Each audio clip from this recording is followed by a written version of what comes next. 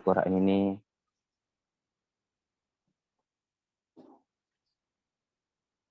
kita mendapatkan syafaat kelak di yaumil qiyamah. Seperti hadis Nabi sallallahu alaihi wasallam, "Iqra'ul Qur'an fa innahu ya'ti yaumal qiyamah syafi'an li ashabihi." Amin. Masuk acara kedua, yaitu acara intinya, yaitu tausiah dari Ustadz kita yang tercinta, yaitu Ustadz Juma Alsi MHI.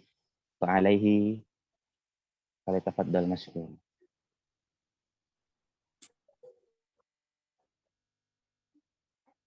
Nah, baik. Ya, sebelumnya suaranya jelas gak? Ya, Rois jelas. Suara anak terdengar gak? Jelas Ustadz, wadih. Masmu'. Oke. Bismillah, alhamdulillah, wassalatu wassalamu ala rasulillah wa ala alihi wa sahbihi wa man sara ala nahji wa qtafa atharuhu wastana bisunnatihi ila yaumiddin wa ba'du. Ikhwani wa akhwati, a'azzani Allahu wa iyyakum jami'an wa hafizani Allahu wa iyyakum jami'an. Alhamdulillah, puji syukur atas segala nikmatnya. Nikmat yang agung, nikmat iman jelas. Kemudian nikmat sehat walafiat. Ya, Rasulullah SAW bersabda dalam hadis mulia yang diriwayatkan Ibnu Abbas, nikmatani, ada dua nikmat, magbunun fihi ma katsirun minan nas. Tapi banyak orang lalai terhadap nikmat itu as-sihhatu wal faragh, yaitu nikmat sehat dan nikmat waktu luang. Jadi banyak sekali orang lupa terhadap dua nikmat ini. Nikmat sehat dan nikmat waktu luang. Ketika kita padukan nikmat sehat kita dan waktu luang kita bentuk syukur kita. Karena seseorang dikatakan bersyukur kepada Allah ketika dia menunaikan 3 perkara.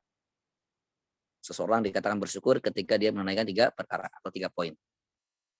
Yang pertama adalah seseorang dikatakan bersyukur dengan lisannya. Dengan berzikir, menunaikan lafaz-lafaz ilahi atau zikir-zikir yang muji Allah sebagai bentuk syukur kepada Allah. Nah, ketika kita sudah mengucapkan bahwa ini nikmat dari Allah, alhamdulillah, itu baru sepertiga dari rasa syukur kita. Belum sepenuhnya dikatakan orang bersyukur. Kemudian sepertiga yang lainnya adalah dengan hati kita meyakini bahwa ini adalah titipan, bahwa kesehatan ini adalah nikmat yang Allah berikan dan Allah titipkan kepada kita. Meyakini bahwa ini adalah murni pemberian dari Allah semata. Nah, berarti kalau kita sudah menunaikan ini, kita sudah menunaikan sepertiga yang lainnya.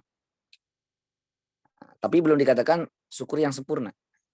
Sampai kita menunaikan poin yang ketiga, yaitu bersyukur dengan anggota badan. Seperti misalnya ketika kita diberikan kesehatan, maka kita gunakan kesehatan ini dalam kebaikan. Untuk ibadah, untuk mendekatkan kepada Allah, untuk bermujalasah. Untuk terus mengkaji, sharing satu sama lain. Ketika kita diberikan keluasan rezeki, maka rezeki ini kita infakkan untuk sebagian orang-orang yang membutuhkan. Nah, dengan demikianlah, dengan 3 poin ini, barulah seseorang masuk dikategorikan orang yang bersyukur. Dengan lisannya yang terus berucap memuji Allah, dengan hatinya yang meyakini bahwa ini titipan Allah, dan dengan amalan yang sebagai bukti bahwa nikmat ini dimaksimalkan dalam kebaikan. Maka dengan 3 komponen ini seseorang dikatakan hamba yang bersyukur. Makanya dalam Al-Quran dikatakan wa qalilun min ibadiyas syakur, dan sangat sedikit sekali dari hambaku yang mau bersyukur. Ya, karena tadi banyak orang memahami syukur itu hanya dengan lisan. Nah, itu baru sepertiga. 2/3 lainnya lagi belum ditunaikan. Nah, ketika kita sudah menunaikan rasa syukur kita dengan 3 hal tersebut, maka barulah akan datang tambahan nikmat. La in syakartum la azidannakum wa la in kafartum inna adzabi lasyadid. Kemudian ketika hari ini kita diberikan nikmat kesehatan, kita diberikan nikmat waktu luang, yang 2 ini banyak orang lalai. Nikmat sehat dan nikmat waktu luang ini kita maksimalkan untuk duduk, saling sharing, saling menasehati. Maka ini adalah bentuk syukur kita. Bentuk real syukur kita kepada Allah yang mudah-mudahan dengannya Allah terus berikan tambahan rezeki atau tambahan nikmat yang lainnya. Kemudian salawat serta salam kita curahkan pada Nabi kita Muhammad SAW, yaitu orang yang dipilih oleh Allah untuk meluruskan umat ini, imam kita, qudwah kita, idola kita, idola semua yang merasa dirinya muslim. Tapi sayang, generasi sekarang kehilangan sosok idola yang sebenarnya. Malah berpaling kepada sosok seperti main bola atau artis drakor dan lain sebagainya. Ini kan berarti ada kekeliruan yang sangat fatal. Karena dengan mengidolakan seseorang, mau tidak mau, ridho atau tidak ridho, orang akan secara perlahan mengikuti style, gaya hidupnya. Ketika kita mengatakan bahwa diri kita adalah umat Nabi, maka sudah semestinya kita menjadikan Rasulullah sebagai figur, sebagai tolak ukur. Itulah yang dikatakan oleh salah satu ulama. Sufyan bin Uyainah rahimahullah ta'ala mengatakan bahwa Rasul itu adalah al-mizan al-hakiki, mizan al-akbar. Maksudnya adalah bahwa Rasul adalah sebagai tolak ukur yang sebenarnya. Benar tidaknya kita itu tergantung dari apa yang sudah dicontohkan atau disampaikan oleh Rasulullah Sallallahu Alaihi Wasallam. Teman-teman semua yang dimuliakan Allah Subhanahu Wa Taala, berbicara masalah dakwah, kita berbicara permasalahan azim. Karena yang namanya dakwah itu adalah profesi Rasulullah, bahkan profesi para nabi, profesi orang-orang yang harus siap untuk mendapatkan cobaan. Karena Rasulullah Sallallahu Alaihi Wasallam bersabda, Inna asyaddan nasi balaan, sesungguhnya orang yang paling banyak cobaannya al-anbiya, yaitu para nabi. Sumal amsal fal amsal. Kemudian orang yang semisalnya. Siapa orang semisalnya? Yaitu para ulama atau para aktivis dakwah yang terus menyuarakan kebenaran. Karena konsekuensi dari iman adalah cobaan. Allah berfirman dalam surah Al-Ankabut, surat 29 ayat 1 sampai 3. Alif lam mim. Ahasiban nasu. Apakah manusia mengira ayut roku akan dibiarkan begitu saja? Ayyakulu amanna. Ketika mereka mengatakan Tuhan kami Allah. Wahum la yuftanun. Dan mereka tidak akan dicoba. Ini Allah mengatakan dalam surah Al-Ankabut. Memulai dengan satu pertanyaan di awal surat.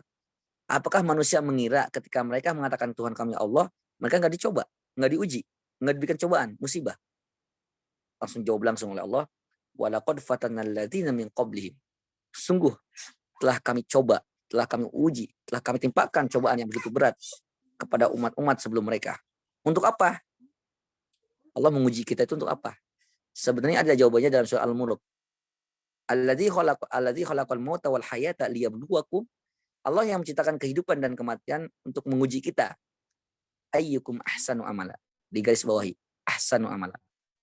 Siapa yang paling bagus amalannya? Siapa yang paling bagus amalannya? Siapa yang paling berkualitas?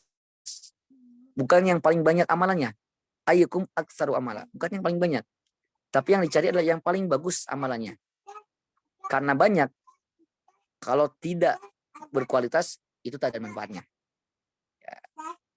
Tapi kalau amalan walaupun sedikit, itu berkualitas, itu akan mendapatkan pahala yang luar biasa, bahkan akan memuliakan pelakunya di surganya nanti. Nah, maka kita perlu tahu bahwa hakikat aktivis dakwah, orang yang mengorbankan jiwanya, waktunya untuk dakwah, itu sudah sepaket bahwa dia akan mendapatkan cobaan. Terlepas cobaan itu bentuknya seperti apa, seberat apa, nah itu tergantung dari tingkat juhud totalitas kita. Karena yang namanya pohon itu semakin tinggi, akan semakin kencang angin yang menerpanya.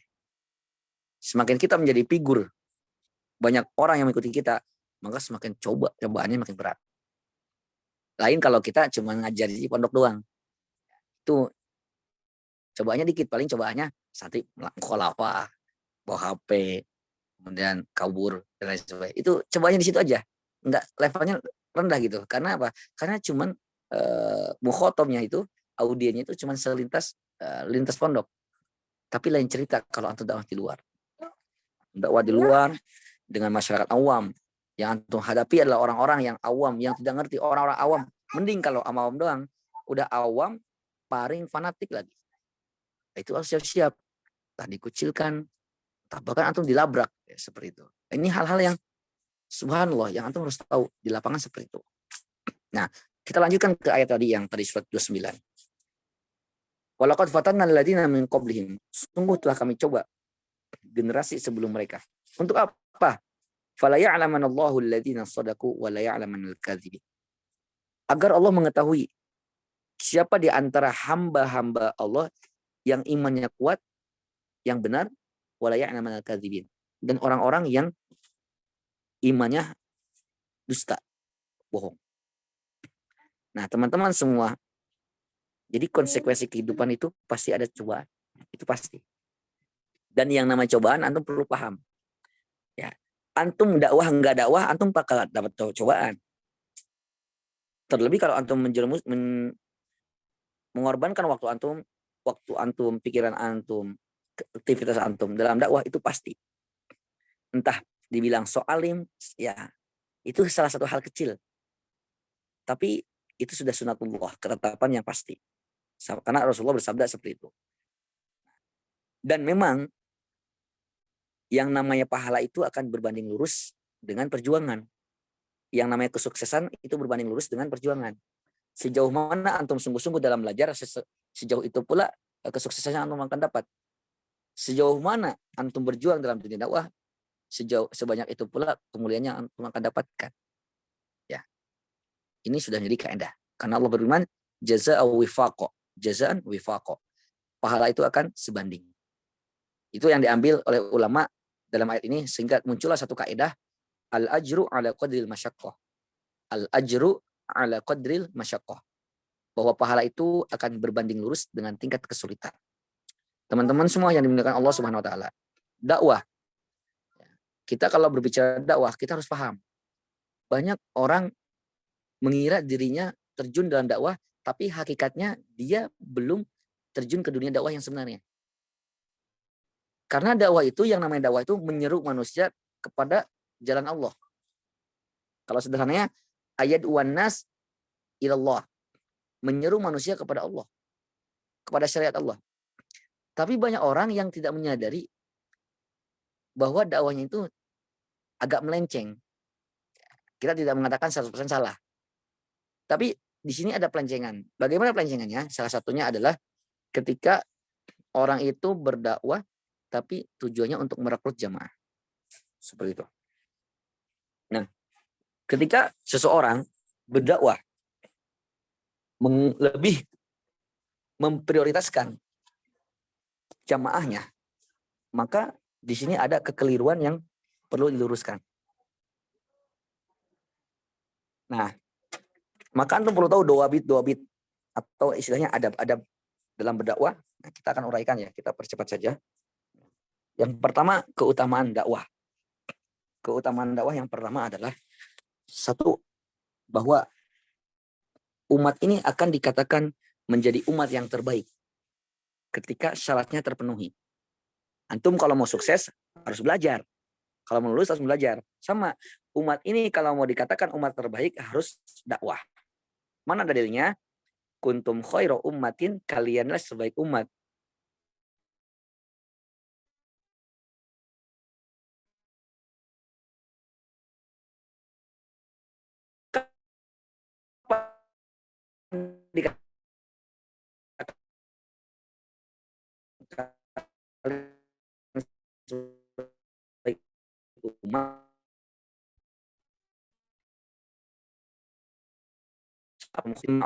Realitanya banyak orang-orang yang menyuruh kebaikan, tapi sangat sedikit sekali yang melarang keburukan. Kenapa? Karena kalau menyampaikan itu gampang. Tapi kalau untuk mengingkari keburukan itu godanya besar. Resikonya gede.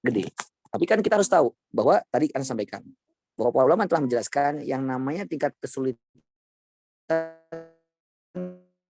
akan berbanding lurus dengan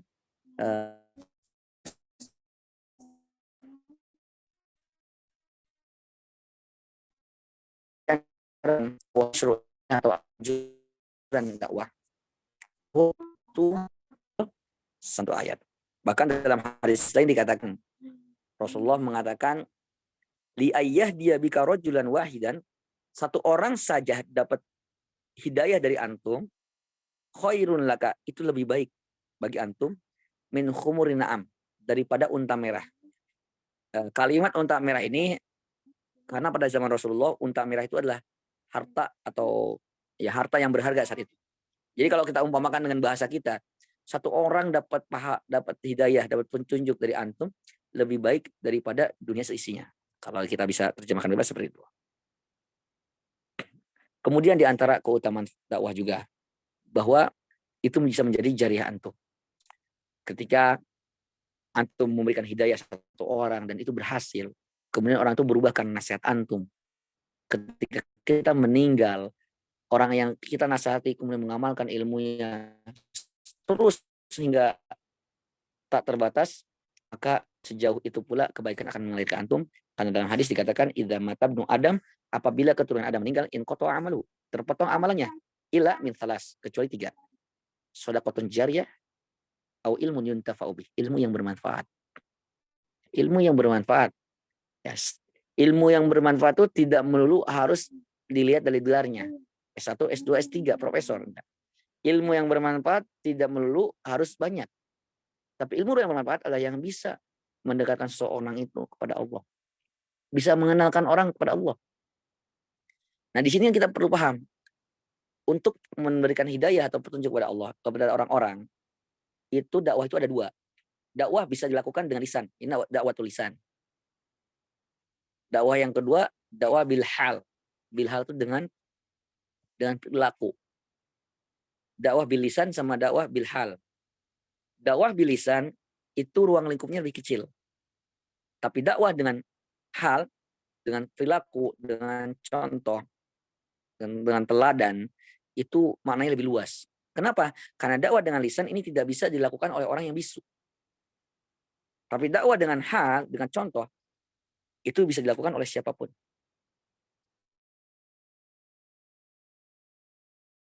Bahkan dampaknya itu lebih besar. Antum punya tetangga, orang kafir misalnya. Orang tidak akan melihat dalilnya. Karena mereka sesungguhnya nggak percaya, nggak mengimani Al-Quran. Tapi yang mereka lihat adalah perilaku antum. Banyak kisah-kisah seperti orang-orang mu'alaf misalnya. Ada orang kaya yang punya pembantu. Melihat pembantunya tiap pagi jam 4 sudah wudu. Kemudian ibunya nanya, kekuatan apa? Apa yang melandasi ibu? Mbok ya, kalau bibi. Ya. Bibi kok mau dingin-dingin jam segini, jam 4, kemudian bangun. Ya itulah keyakinan kami. Kami harus mendekat pada Allah. Ya, kita kalau istilahnya kata gini, kita pagi-pagi mencari rezeki ke pasar yang punya rumah toko, ke pasar jam 3 untuk beli sayuran. Kita pagi-pagi sudah menjemput rezeki, tapi kita lupa setor muka 2 rakaat sholat subuh untuk bertemu dengan sang pemberi rezeki. Nah, ini banyak orang-orang seperti itu. Ya. Nah, makanya kita contohkan dengan kita nggak bisa salam, tapi kita tidak senyum dengan akhlak yang baik. Ya. Hasan Al-Basri rahimahullah ta'ala pernah punya tetangga yang dia atap rumahnya itu ditetesi dengan air. Mending kalau air biasa, air najis. Tapi beliau sabar dan nggak ngomong. Sampai tibalah waktu orang itu ke rumahnya dan mengatakan, air dari mana ini kok bau? Ternyata air dari rumah orang itu. Tapi beliau salut dengan akhlak Imam Hasan Al-Basri yang tidak pernah menggibah, tidak pernah kalau istilah kita ngegas, tidak pernah nyemprot, tidak pernah mencaci maki, tapi justru dibalas dengan kebaikan, senyum dan akhlak dan sebagainya. Sehingga buat orang itu pun menjadi berbuat baik dan menjadi orang yang baik. Nah, ini namanya dakwah bilhal. Dan sebenarnya Allah berfirman, "Wa man ahsanu qawlan mimman da'a ila Allah." Ya. Sebaik-baik amalan salah satunya adalah ketika kita dakwah kepada Allah. Tapi tadi resikonya banyak. Kemudian teman-teman, dalam dakwah itu kita perlu paham ya, ini dakwah ini kan ruang lingkupnya besar. Kalau anak kerucutkan, ada dakwah yang sifatnya umum, berarti masyarakat. Ada yang sifatnya khusus. Khusus itu bisa kita rincikan lagi. bisa sifatnya per kelas, di sekolah, bisa di pondok, bisa di mimbar. Nah, di sini ada kaidah-kaidah yang harus tahu. Kalau antum dakwahnya di kelas, di pondok, antum harus paham bahwa metode mengajar itu harus dibedakan antara satu dengan lain. Nggak bisa ngajar SD disamakan dengan SMP, pun dengan SMA. Nah, ini hal-hal sepele yang harus tahu.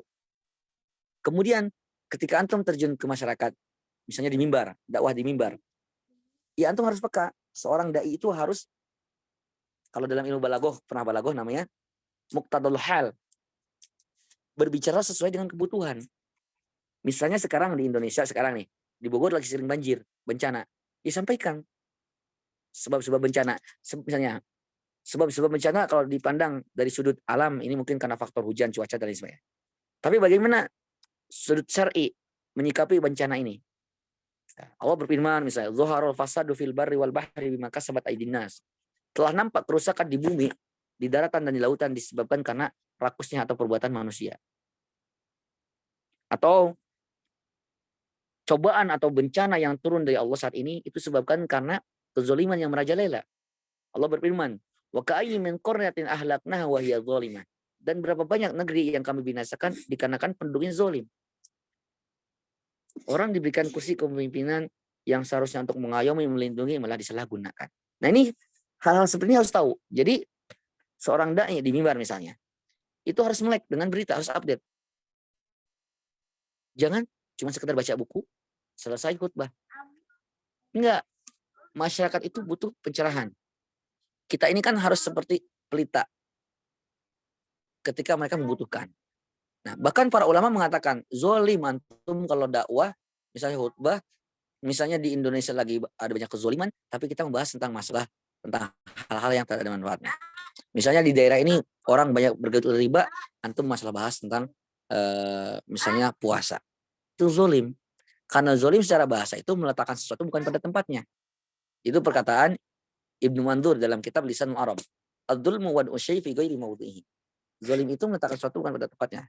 Ketika masyarakat butuh penjelasan tentang kezoliman, ketika masyarakat butuh tentang keutamaan seorang pemimpin yang adil, misalnya, kita bisa melihat, ini kok para pemimpin di negara kita kok pemimpin di divisi ini, di kementerian ini, kok banyak yang zolim. Ya kita perlu menjelaskan tentang bahwa dari kezoliman seorang pemimpin apa. Misalnya dalam hadis yang mulia, Rasulullah bersabda, ada 3 golongan yang tidak akan diajak bicara, tidak akan dilihat, bahkan tidak akan dibersihkan dari dosanya, ditimpakan azab. Salah satunya adalah pemimpin yang dusta. Nah, berarti kita perlu mempersiapkan diri kita dalam berdakwah. Apa saja?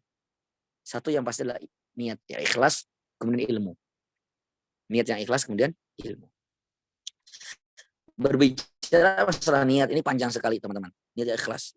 Tapi yang pasti, Ustadz pernah jelaskan bahwa hati itu seperti gelas.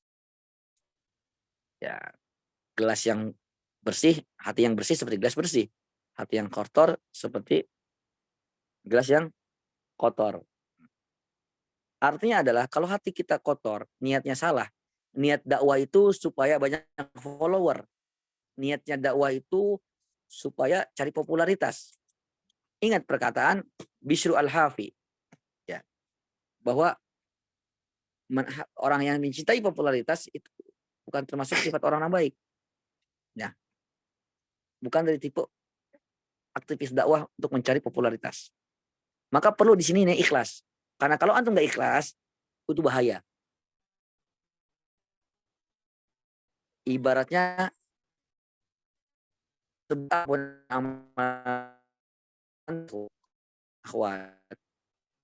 tapi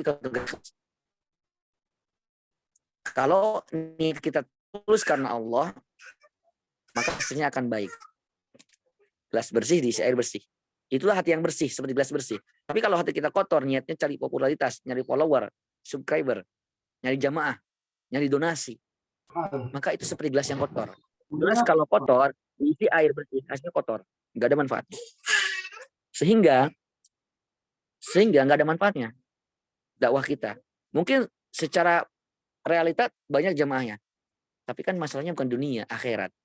Makanya Rasulullah bersabda dalam hadis yang diriwayatkan Imam Muslim, riwayat Abu Hurairah. 3 golongan yang pertama kali diseret ke neraka itu bukan orang-orang penjahat sebenarnya, bukan orang yang melakukan kriminal, bukan pencuri, bukan pembunuh, bukan tukang begal atau pemabuk atau pezina. Tapi 3 golongan yang pertama kali akan diseret ke neraka justru mereka orang-orang yang sebenarnya melakukan kebaikan. Tapi sayang mereka lupa terhadap hati mereka. Mereka lupa membersihkan gelasnya. Gelas mereka kotor. Airnya sudah bersih, tapi gelasnya kotor, hasilnya kotor. Amalannya baik, seperti air yang bersih, tapi hatinya kotor, seperti gelas yang kotor. Hasilnya 0. Maka 3 golongan itu akan dilemparkan ke neraka. Yang pertama orang yang suka bersedekah tapi niatnya supaya disebut dermawan, nggak ikhlas. Yang kedua orang yang suka mengajar, belajar ilmu, mengajarkan Al-Quran, mengajarkan ilmunya, supaya disebut ulama, supaya disebut ahli Quran, supaya disebut imam, supaya disebut hafiz. Na'udzubillah. Yang ketiga orang yang berjuang jalan Allah sampai mengorbankan bukan hartanya doang, tapi mengorbankan nyawanya, tapi sayang supaya disebut pemberat. Itulah 3 golongan yang pertama kali akan diseret ke neraka. Mereka sebenarnya mengamalkan amalan yang mulia, tapi lalainya mereka terhadap hati mereka menyebabkan amalan yang seharusnya memuliakan mereka, dakwah yang harusnya memuliakan mereka, karena dakwah adalah profesi para nabi, jejak para nabi, warisan para nabi. Yang seharusnya orang-orang yang berjuang di dakwah harusnya dimuliakan bersama para nabi. Tapi kalau nggak ikhlas, orang itu bisa justru termasuk golongan yang pertama kali akan diseret ke neraka.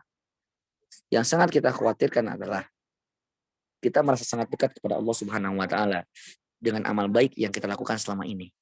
Tapi sayang, lupanya kita terhadap hati kita yang masih kotor menyebabkan amalan kita yang seharusnya memuliakan kita justru sebaliknya menjadi bumerang dan menghinakan kita di neraka. Nauzubillah. Itu masalah ikhlas. Kemudian itulah kenapa sebabnya Rasulullah mengatakan ala wa inna fil jasadi mudghah. Ketahuilah dalam diri kita ada segumpal daging. Idza salahat salahat jasadu. Kalau segumpal daging ini baik, maka amalan timbul pun baik. Wa idza fasadat fasadal jasadu kullu. Tapi kalau sudah ini rusak, ya, segumpal daging ini, maka rusak amalannya. Ala wahil qalbu. Ketahuilah segumpal daging ini dinamakan dengan hati. Kemudian yang selanjutnya adalah ilmu. Kita nggak bisa berdakwah kalau nggak pakai ilmu. Imam Bukhari berwasiat, Imam Bukhari menuliskan dalam kitab Bukhari, bab al ilmu qabla qaul wal amal. Al ilmu ini harusnya jadi jargon, teman-teman. Jadi jargon, jadi slogan, jadi moto. Al ilmu qabla al qauli wal amali. Ilmu sebelum berucap dan beramal. Kalau mau ngomong, pastikan dulu ada landasannya. Jangan sampai ngomong tapi nggak ada landasannya. Kalau kita sudah berbicara pakai ilmu, insya Allah. Sekalipun mungkin secara realita nggak ada orang yang mendengarnya, tapi yakinlah itu akan berkualitas di sisi Allah. Karena yang kita lihat itu bukan dari manusianya, tapi di sisi Allah. Makanya orang kalau dakwah selalu menjadi tolak ukurnya manusia, pandangan manusia, itu salah, teman-teman. Kita tidak berbicara bisnis duniawi. Kalau bisnis duniawi, kita harus memikirkan dengan hal-hal keadaan sekarang. Oh, sekarang ya vilalnya ini. Maka kita bisa kondisikan. Entah konsepnya, dan lain sebagainya. Makanannya, penampilannya, dan lain sebagainya. Tapi kalau masa dakwah, nggak perlu dimodifikasi. Ya. Cukup mengikuti apa yang dicontohkan Rasulullah. Kan kita sudah hafal. Ya, di Qadimah biasa sering disampaikan. Wa khairul hadi Muhammad. Sebaik-baik petunjuk khairul hadi Muhammad, petunjuk Nabi Muhammad. Ketika kita mengatakan asyhadu alla ilaha illallah, kami bersaksi bahwa Allah Tuhan kami. Tidak Tuhan selain Allah. Seharusnya kita harus mengatakan ikhlas. Karena kita berikrar bahwa tidak Tuhan kecuali Allah. Ya ikhlas amalnya dong. Ketika kita mengatakan wa asyhadu anna Muhammadar Rasulullah, kami bersaksi bahwa Nabi Muhammad adalah utusan Allah, maka sudah semestinya amalan yang kita lakukan itu sesuai dengan yang dicontohkan Rasulullah. Inilah 2 komponen yang akan menjadikan amalan kita diterima oleh Allah Subhanahu wa taala. Kalau orang berilmu, teman-teman, kalau orang berilmu, ya, jangankan ibadah, rutinitas kebiasaannya aja bisa bernilai pahala. Kalau orang punya ilmu. Contoh, pakai sendal, itu kebutuhan. Pakai sepatu itu kebutuhan. Makan itu kebutuhan. Tidur pun itu kebutuhan. Nggak ada orang melewati harinya melainkan pasti dia makan, pasti dia minum, pasti dia tidur, pasti dia keluar rumah mungkin, pasti dia pakai sendal atau nggak pakai sepatu, pasti dia nyisir, pasti dia mandi, pasti dia ke WC, dan lain sebagainya. Ini rutinitas. Tapi kalau kita landasi dengan ilmu, itu bisa bernilai pahala. Bisa panen pahala kita. Misalnya ke WC melangkahkan dengan kaki kiri. Kalau mau ngaca, isir kanan dulu isirnya. Pakai sendal kanan dulu. Ini menurut kita ini hal sepele menurut kita karena kita sudah belajar. Tapi menurut orang awam ini adalah luar biasa ilmu baru. Nah, ketika kita amalkan ini karena landasan ilmu, itu akan berkualitas dan berpahala. Pun begitu dengan dakwah. Ketika dakwah kita sudah dilandasi ilmu, itulah dakwah yang kuat. Dakwah yang kokoh. Orang tidak akan bisa membantah karena sudah ada landasannya. Tapi kalau kita sekedar beranalisa, berpikir bahwa ini adalah yang terbaik. Karena tidak semua yang kita anggap baik itu baik di mata Allah. Makanya Imam Syafi'i rahimahullah ta'ala, Imam Syafi'i berwasiat. Beliau mengatakan bahwa ridho nasi ghayatun la tudrak. Mengharapkan ridho manusia itu hal yang mustahil Anda dapatkan. Ridho nas ghayatun la tudrak. Ridho nasi ghayatun la tudrak. Ridho manusia adalah harapan yang mustahil didapatkan. Ridho Allahi, tapi ridho Allah ghayatun adalah tujuan atau harapan la tudrak yang tidak bisa kita tinggalkan. Tidak bisa Anda tinggalkan. Fatruk mala yudrol, maka tinggalkan apa yang tak bisa dikejar, yaitu ridho manusia. Tinggalkan ridho manusia. Berharap menjadi baik di mata manusia, tinggalkan. Sebaik apapun antum, pasti ada aja yang benci, ada yang nggak suka. Antum di komplek ingin menjadi orang terbaik, pasti ada aja orang yang nggak suka. Jangan berharap se-Indonesia lah. Seruang lingkup RT antum ada aja orang pasti yang nggak suka sama antum. Bahkan Nabi Muhammad aja orang yang terbaik di dunia ini masih ada orang yang gak suka, bahkan ingin membunuhnya. Loh apalagi kita. Maka itulah Imam Syafi'i mengatakan jangan berharap ridho manusia, terlebih kalau dakwah. Kalau kita dakwah yang kita lihat adalah ridho manusia, yang ada kita tidak bisa menyampaikan kebenaran. Nah, dalam berdakwah juga selain ikhlas ilmu, kita juga perlu perhatikan adab etika. Yang selanjutnya adalah bahwa teman-teman, untuk menjaga eksistensi berdakwah, setidaknya kita perlu yang namanya pengalaman dari orang tua. Kalau yang muda itu bisa dengan semangat, tapi yang tua akan memberikan kita pengalaman. Jadi setidaknya kita perlu memperhatikan pengalaman. Maka kita juga harus perhatikan poin-poin lain bahwa dakwah kepada Allah, ya, dakwah dalam arti kita itu, antum perlu paham bahwa dakwah itu perlu yang namanya ta'awun. Belajarlah dari kisah-kisah Al-Quran. Bagaimana Nabi Musa butuhkan saudara Harun. Diabadikan Al-Quran. Selevel Nabi Musa saja, itu dakwah butuh teman. Ya, diabadikan di Al-Quran surat Toha kalau tidak salah. Ya, Harun akhi. Ya, usdud bi azri wa asyriku fi amri dalam Al-Quran. Usdud bi azri artinya untuk menguatkan perkaraku. Wa asyriku fi amri, dan untuk aku libatkan dalam perkaraku, ya, untuk sharing. Jadi sekelas Nabi Musa aja itu dakwah butuh partner. Itu Nabi Harun saudaranya. Contoh lain dalam surat Yasin disebutkan fa'azzazna bisalisin. Ya, di surat Yasin dikatakan ketika kami utus 2 orang dan kemudian kami tambahkan, dikuatkan dengan orang yang ketiga. Itu ada di surat Yasin.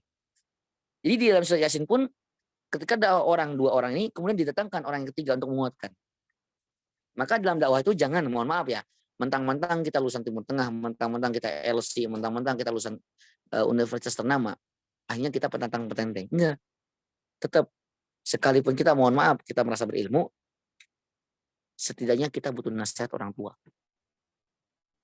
Entah ulama, maksudnya ulama yang lebih tua ya, maksudnya. Atau orang tua kita. Jadi anak pernah dapat nasihat. Ya. Dalam segala apapun teman-teman, sudah mestinya antum melibatkan orang tua antum sebagai bentuk penghargaan. Iya mungkin seperti antum misalnya orang tua antum awam, misalnya, ini bagusnya kemana ya? Ke negara ini atau ke negara ini? Orang tua antum mungkin nggak tahu. Tapi dengan antum mengajak diskusi mereka, itu adalah bentuk penghormatan ke orang tua antum. Bentuk bakti antum untuk menghormati mereka. Dan dari situlah orang tua walaupun nggak bisa memberikan saran karena nggak tahu, karena awam, tapi mereka merasa dihormati dan bentuk bakti antum kepada mereka, maka dibalik dengan doa, dibalas dengan doa. Jadi dengan doa itulah, dengan doa orang tua itulah akan menjadi kemulusan dalam berhal yang kita harapkan. Maka Dalam dakwah itu nggak bisa sendiri-sendiri. Wa ta'awanu 'alal birri wa taqwa. Kemudian jangan ta'assub, jangan fanatik terhadap jamaah. Ingat teman-teman, Salafi Muhammadiyah NU versus PUI Persatuan Umat Islam, Al-Ittihad, apalagi Nahdlatul Wathon, ormas lain sebagainya. Itu bukan tujuan, itu kendaraan. Kalau kita bahasakan. Jadi nggak ada zaman Rasul itu perkataan ini Muhammadiyah, ini NU, ini Salafi, nggak ada. Sampai Salafi sekalipun itu nggak ada pada zaman Rasul. Itu hanya nama yang dibuat oleh orang-orang belakangan ini, modern, kontemporer. Nggak ada satu perkataan ulama zaman dulu mengatakan ini Salafi.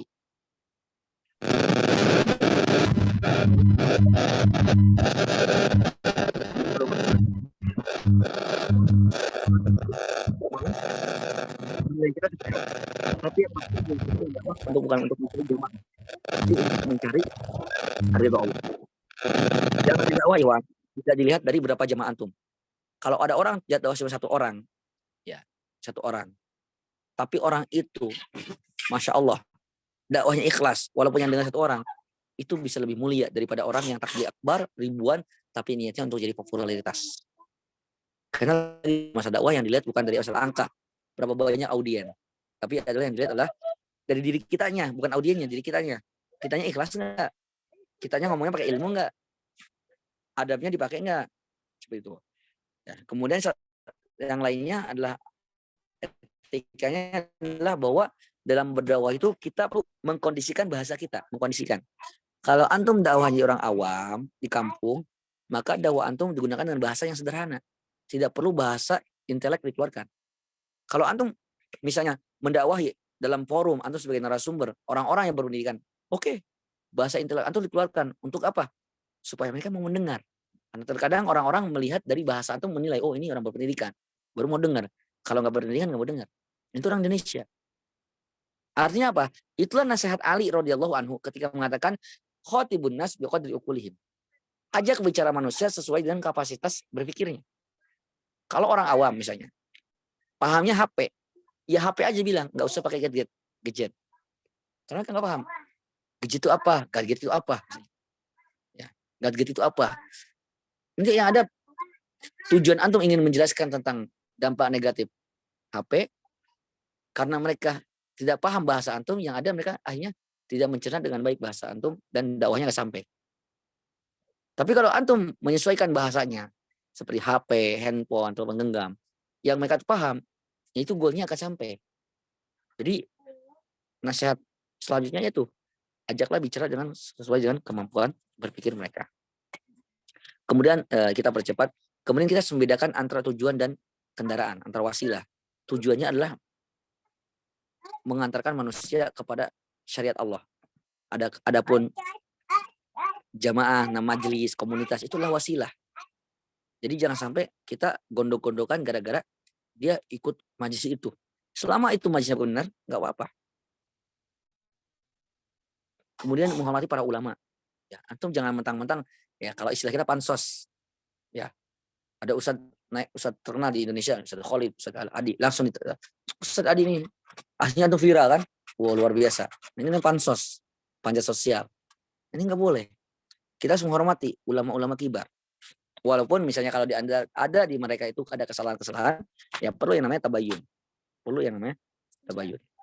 Nah ini teman-teman yang terakhir ya mungkin ya kita ringkas.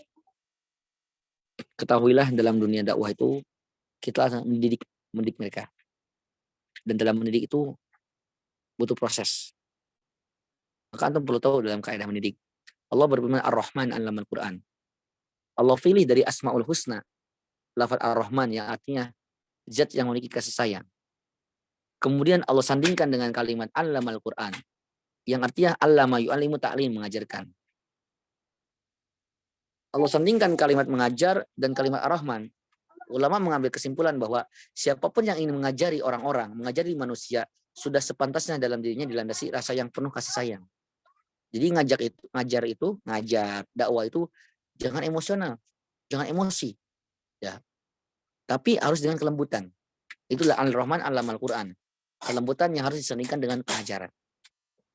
Kemudian dalam berdakwah juga kita butuh proses. Karena definisi pendidikan tarbiyah. Tarbiyah adalah bulu syai' kamalahu ala wajhi tadrij. Membimbing sesuatu, membimbing orang-orang, membimbing orang masyarakat awam, membimbing santri kita kepada titik yang kita harapkan, tapi secara bertahap. Jadi yang namanya dakwah itu membina masyarakat, mendidik masyarakat ke titik yang kita harapkan. Jadi harapan adalah sampai mereka mengenal Allah, mengenal syariat Islam, tapi jangan lupa ala wajhi tadrij, secara bertahap. Belajarlah dari hikmah kenapa Al-Quran turun kepada Nabi selama 23 tahun. Karena untuk menguatkan hati Nabi saja itu butuh 23 tahun. Apalagi kita untuk menguatkan hati seseorang, untuk menguatkan karakter seseorang, itu sudah pasti membutuhkan proses yang sangat panjang. Itulah mungkin beberapa poin yang bisa kita pelajari pada hari ini. Mudah-mudahan apa yang kita kaji hari ini ya bukan sekedar ya kita manfaatkan untuk diri pribadi, tapi juga bisa kita aplikasikan untuk kehidupan kita, sehingga apa yang kita amalkan, yang kita korbankan dari waktu, harta, pikiran dan lain sebagainya itu tidak sekedar hanya sekedar rutinitas, tapi bernilai pahala dan menjadi sebab kita dimuliakan dan dikumpulkan bersama para nabi dan orang-orang soleh. Nah, itu mungkin yang bisa Ana sampaikan di sini. Ana menyampaikan kepada antum semua, masya Allah, alumni yang hari ini sudah bergelut di dunia luar. Ana sampaikan, saling ingatkan satu sama lain. Ana berwasiat untuk diri Ana pribadi dan untuk semua bahwa di luar itu harusnya keras, deras. Pandai-pandailah mencari lingkungan. Pandai-pandailah mencari pijakan. Pandai-pandailah kita mencari teman. Imam Syafi'i rahimahullah ta'ala berkata, ya ini antum sudah hafal, bahwa kalau antum menemukan orang yang senantiasa mengingatkan antum dalam kebaikan, maka peganglah orang tersebut. Karena sesungguhnya mencari orang tersebut susah, tapi meninggalkannya gampang. Ya, jadi kita perlu saling terus menasihati. Kalau ada teman-teman yang sudah keluar grup, dirangkul untuk masuk grup lagi. Supaya apa? Supaya dia tidak merasa dia sendiri, sehingga dia keluar atau jauh dari nilai-nilai Islam. Fungsinya grup, fungsinya teknologi ini tujuannya adalah untuk saling mengingatkan, mempermudah kita mengingatkan. Ya. Jadi harus ada majelis seperti ini. Dan di sini Anda terakhir menyampaikan, mohon maaf Fahri, karena sampaikan di sini ya saat ya. Anda hari ini diamanahi oleh penasehat atau dewan ikram untuk mengkomandoi atau mengkoordinatori ikram Ikatan Alumni Keluarga Maktis periode 2022-2024. Tentu dalam perjalanannya pasti yang namanya dakwah kan disampaikan nggak bisa sendiri. Anak umpamakan ya seperti kapal yang anak ditunjuk sebagai nahkoda, tapi tetap yang namanya kapal itu kan harus berjalan dengan teman-temannya juga, dengan anggota-anggota lain. Maka di sini anak mengajak, insya Allah kedepannya mungkin anak akan adakan kajian rutin ikram yang ini sifatnya umum, bukan untuk angkatan tertentu tapi umum atas nama ikram. Kalau teman-teman bergabung, monggo bareng-bareng kita saling menasihati, saling belajar bareng-bareng. Itu saja dari anak ya, sudah malam, mohon maaf. Kalam billahi taufiq wal hidayah, jazakumullahu khair. Nasallahu tabaraka wa taala ayaj'alana mimman yastami'una al-qawla wa yattabi'una ahsanah. Jazakumullahu khair. Assalamualaikum warahmatullahi wabarakatuh. Waalaikumsalam warahmatullahi wabarakatuh. Masya Allah. Jazakallah khairan Ustaz. Amin, amin. Wajakum. Atas nasihatnya yang begitu sempurna, perfect, mi'ah fil mi'ah. Ada yang perfect atau dari Allah. Hamzah nih yang bikin ramai. Masya Allah. Setelah kita dengarkan sama-sama nasihat dari Ustadz Juma, semoga nasihat dari beliau itu bisa mengukuhkan hati kita untuk selalu istiqomah. Amin, amin. Di jalan Allah Subhanahu wa Ta'ala. Karena istiqomah itu tidak 1-2 hari, karena istiqomah itu terus tadarruj sampai kita meninggalkan dunia ini. Untuk sesi pertanyaan mungkin bisa dikirim ke adminnya, yaitu Akh Fahri. Nah, insya Allah akan dijawab oleh Ustadz Juma, yaitu pertemuan yang akan datang. Ya. Jadi teman-teman kalau ada pertanyaan, nanti dikumpulkan di Ustadz Fahri. Nah, nanti Ustadz Fahri yang menginformasikan kepada Ustadz Juma. Jadi mohon bantuan ya Ikram untuk kita mulai sama-sama. Ya, ini bukan untuk mengangkat nama anak, tidak. Bahkan kalau ada di antara teman-teman siap, anak tawarkan ini siapa yang mau jadi ketua, tapi anak insya Allah bantu. Tapi ya qadarullah ya, ini ya memang anak diamanahi untuk megang Ikram 2 tahun ke depan. Jadi di sini anak ngajak teman-teman, yuk bareng-bareng kita ya, karena program anak yaitu upgrade kualitas dari keilmuan. Jadi ya insya Allah kedepannya insya Allah akan diadakan majelis taklim, sifatnya rutin. Tapi setelah anak pikir-pikir mungkin ya kan kalau malam minggu kan atau mungkin ada kajian perangkatan itu monggo nggak masalah, itu ya anak nggak melarang ya. Tapi dari pribadi Ikram nanti insya Allah akan ada mungkin entah malam Jumat rutin yang sifatnya baca kitab, supaya apa? Supaya kalau antum mau kumpul berangkatan itu tetap boleh, tetap berjalan maksudnya programnya mangga. Tapi di sini mohon bantuan teman-teman.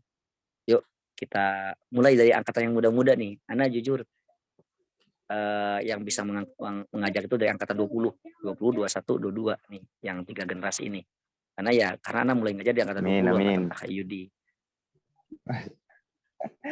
Mari kita ini walaupun kita generasi terakhir ya. Ada perkataan lama ya. Wa in kuntul akhir zaman. Wa inni sesungguhnya aku wa in kuntul akhir zaman. Walaupun saya hidup di akhir zaman, laati sungguh saya akan datang bimalam ya'ti bihil awai. Ini perkataan ulama nih. Sungguh walaupun saya hidup di akhir zaman, generasi belakang, generasi zaman now, tapi saya akan mendatangkan dengan suatu hal yang belum pernah didatangkan oleh generasi awal. Nah, mari kita buktikan nih. Walaupun kita kalau istilahnya ini baru alumni baru kemarin, tapi bisa kita buktikan bahwa kita yang baru ini bisa memberikan gebrakan dan bisa merangkul yang tua-tua. Ayo sama-sama. Ya. Insya Allah nanti dengan bantuan teman-teman, bismillah insya Allah kami akan maju. Barakallahu. Nah, alhamdulillah. Cukup ya. Kajian bulanan kita telah usai. Dan untuk pertanyaannya sekali lagi bisa dikirimkan ke admin. Mungkin ini saja yang saya sebagai pembawa acara. Kalau ada kurang dan lebihnya mohon dimaafkan. Syukron ala ihtimaminkum wa ala isgoikum jami'an. Aku qauli hada. Jazakumullah khairan. Lailatukum sa'idah. Assalamualaikum warahmatullahi wabarakatuh. Waalaikumsalam.